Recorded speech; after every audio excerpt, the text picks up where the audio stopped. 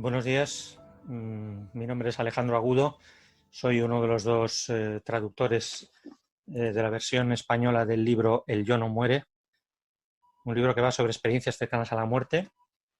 Es un libro que fue escrito originalmente en holandés, la IANDS lo tradujo al inglés, luego en esta edición al castellano.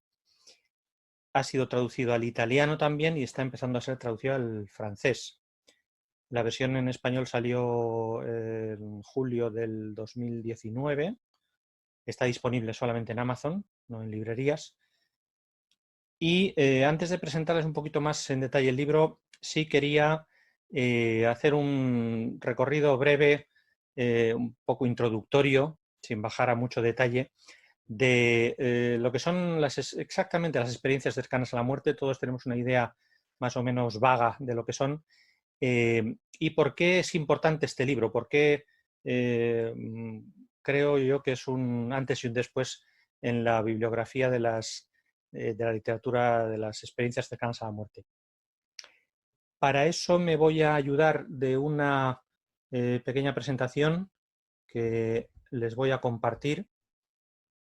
Aquí está, en la que vamos a revisar, ya digo, sin entrar a mucho detalle, en los conceptos fundamentales de qué es lo que es una experiencia cercana a la muerte.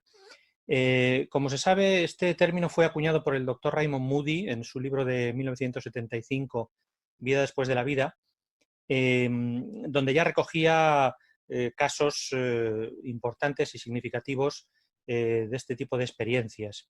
Experiencias que, digamos, empezaron a ser un poco más numerosas a partir de la década de los 60, probablemente por la mejora de los métodos de reanimación cardiopulmonar. Este médico, después de asistir a una importante conferencia de otro médico, George Ritchie, que está comentado en el libro, por cierto, que tuvo una experiencia cercana a la muerte muy profunda, quedó muy impresionado y se dedicó a recoger este tipo de casos. Es muy difícil definir correctamente estas experiencias. Yo esta definición que pongo ahí es un poco personal. Yo digo que es una experiencia psicológica lúcida y profunda que puede ocurrir en personas que están en riesgo de muerte o, si no, en situaciones de profundo estrés, meditación profunda, etc. Para mí es muy importante esto de lúcida y profunda. Son dos de las características que ahora veremos. Definen muy bien lo que es la esencia de estas experiencias. pueden ocurrir en personas que están en riesgo de muerte, pueden ocurrir en personas que incluso han cruzado el umbral de lo que se llama hoy día la muerte clínica, o pueden ocurrir en personas pues que a lo mejor están bajo anestesia profunda, en una crisis fisiológica importante, etcétera, en situaciones muy variadas. No todo el mundo está de acuerdo con esta experiencia, con este nombre de experiencias cercanas a la muerte. Ahí tenemos a Sam Parnia, que es un intensivista que ha estudiado profundamente estas experiencias y las sigue estudiando. Ahora mismo, a día de hoy, estamos en junio del 2020, está ultimando su segunda fase del estudio AWARE, que ya hizo una primera fase en varios hospitales del Reino Unido y de Estados Unidos, en la que está intentando estudiar más en detalle y pillar más en detalle y caracterizar mejor estas experiencias.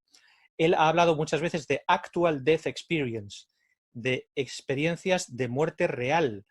Es decir, para él, estas personas, algunas de estas personas, ya hemos dicho que no todas llegan a este momento, pero incluso algunas de estas personas pasan ese umbral de lo que es la muerte clínica, son declarados muertos, fallecidos, y luego son recuperados, reanimados, usando distintas técnicas, y cuentan lo que han vivido, ¿no? Entonces, para él es más que experiencia cercana a la muerte, son experiencias de muerte real. ¿Cuáles son las posibles explicaciones que ha intentado dar la ciencia o los estudios en general sobre estas experiencias cercanas a la muerte? Como pongo ahí, básicamente se pueden agrupar en tres grandes grupos. Las hipótesis fisiológicas, explicaciones de tipo fisiológico, explicaciones de tipo psicológico o explicaciones de tipo trascendental. No vamos a entrar en cada una de estas en detalle porque sería muy largo, pero sí quiero decir que se podría ver quizá que cada uno de estos elementos podría ser digamos, un disparador de la experiencia, como tantos otros, como situaciones, pues paros cardíacos, como hemorragias, por ejemplo, es relativamente común en las complicaciones, las hemorragias intensas por fallos en las cirugías o en partos que se complican, etcétera, pueden ser disparadores de esta experiencia. También las hipótesis psicológicas, el estrés ante la muerte, las expectativas ante la muerte, todo este tipo de cosas podrían a lo mejor impulsar la experiencia, pero una vez que la experiencia está en marcha, la gran pregunta, como ponemos aquí al final de las hipótesis psicológicas, es si esto es real o no es real, si esto es una alucinación o no es una alucinación. Todo esto podrían ser disparadores de algo que no sabemos si es una alucinación o no es una alucinación. Pues ahí es donde entra este libro, y por eso es tan importante este libro, El yo no muere, de Titus Rivas, Annie Dirven y Rudolf Smith. Estos tres autores se propusieron investigar o dilucidar si realmente estas experiencias son alucinaciones o no. Y empezaron a recoger todos los casos aparecidos en la bibliografía, pues desde Raymond Moody, incluso hay casos anteriores, hasta fuentes fiables de Internet, etcétera, en los que hubiese casos de experiencias cercanas a la muerte en los que hubiese dos elementos importantes, dos elementos necesarios. Uno, que hubiese percepciones objetivas durante la experiencia cercana a la muerte, es decir, que no se limitase todo lo que cuenta el paciente a una experiencia puramente subjetiva, un túnel, la luz, algo que no se pueda comprobar, es decir, sino que alguien dice, no, y es que durante esa experiencia yo vi que tal persona estaba haciendo tal cosa, o vi que en tal sitio había tal elemento concreto. Alguna obtención de información objetiva y verificable. Y que luego esa obtención de información, esa percepción, se haya verificado y no solamente por él, sino por alguna tercera persona. Estos eran los criterios que estas tres personas eligieron para filtrar todos estos casos y ver a ver si había un número de casos significativos o no. Han recogido 104 casos, ni más ni menos, en una primera pasada, de experiencias cercanas a la muerte con percepciones objetivas verificadas por terceras personas. La mayoría de las veces esas personas son parte del personal sanitario que ha atendido a los pacientes, son médicos, enfermeras, etc. Por tanto, es muy complicado ante estas evidencias, no son uno ni dos casos, son 104 casos, evidentemente hay casos más potentes que otros, pero el número es ya bastante considerable, como digo, de una primera investigación. Yo estoy convencido de que si hubiese una red buena, grande, de obtención de información, estos casos se multiplicarían inevitablemente. Yo mismo he conocido casos en los que se cumplen estos criterios sin investigar excesivamente. O sea que el número de casos puede ser gigantesco. Vamos a dejar de compartir y vamos entonces a comentar un poquito el contenido del libro, cómo se organizan estos 104 casos. El libro, una de las grandes cosas, tiene muchas virtudes, pero una de las grandes virtudes que tiene es que los casos todos están bien documentados, están con sus referencias bibliográficas. Al final el libro tiene ni más ni menos que 25 páginas de referencias bibliográficas para todo aquel que quiera investigar más, profundizar en estos casos, etcétera, con sus referencias de dónde se ha sacado la información, etcétera. Otra de las grandes bazas de este libro es que los autores, en los casos en los que se ha podido, han intentado ponerse en contacto con los pacientes o con los sanitarios que vivieron, que presenciaron estas experiencias, para corroborar si la información era correcta o no era correcta.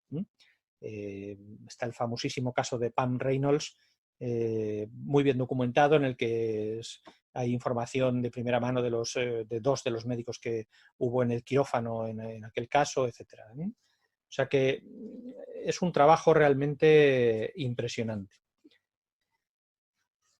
Y si me permitís, os voy a leer un caso muy breve para ilustrar este tipo, caso impresionante, para ilustrar este tipo de casos, de experiencias. Es el caso 6.4. Según Brad Steiger y Sherry Hansen Steiger, aquí está la referencia del libro donde está recogido, el médico K.M. Dale comunicó el caso de Eddie Cuomo, un niño estadounidense de 9 años. Este niño había tenido fiebre alta durante 36 horas bajo la vigilancia de sus padres y el personal médico. A eso de las 3 de la mañana les dijo a sus padres que había estado en el cielo. Había visto a su difunto abuelo Cuomo, así como a la tía Rose y al tío Lorenzo. El padre de Eddie pensó que para el doctor Dale sería violento tener que escuchar aquella historia de Eddie, así que trató de dejar pasar aquello como una especie de sueño alucinatorio. Luego Eddie comentó que también había visto a su hermana de 19 años, Teresa, y que ella había sido la que le había dicho que tenía que regresar. Esto sí que inquietó a su padre, porque justo hacía 2 noches que había hablado con Teresa, que estaba estudiando en una universidad en Vermont. El padre llegó a pedir al doctor que le diera un sedante a Eddie. Más tarde esa mañana, los padres de Eddie llamaron a la universidad. Descubrieron que justo después de la medianoche de la noche anterior, Teresa había muerto en un accidente de tráfico. Los funcionarios de la universidad habían estado tratando de ponerse en contacto con los padres para informarles, pero no lo consiguieron porque los padres habían pasado la noche en el hospital con su hijo, imposibles de localizar. Aquí está, como digo, el libro donde está recogido, por si se quiere investigar un poquito más. Este caso es un caso de estos del capítulo 6, en el que alguien se entera de que ha fallecido, pues en este caso un familiar, la hermana, cuando nadie de los que tenía alrededor ni siquiera lo sabían.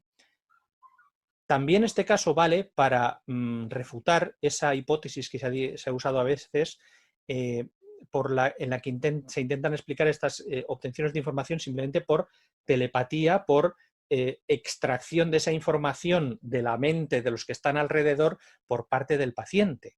En este caso, ni siquiera eso. Nadie de los que había alrededor sabían que esta chica había fallecido la noche anterior. Como digo, un libro muy importante, un libro que yo creo que marca un antes y un después en la bibliografía de las ECMs, y un libro que después de su lectura es muy difícil seguir manteniendo que todas estas experiencias no son más que alucinaciones.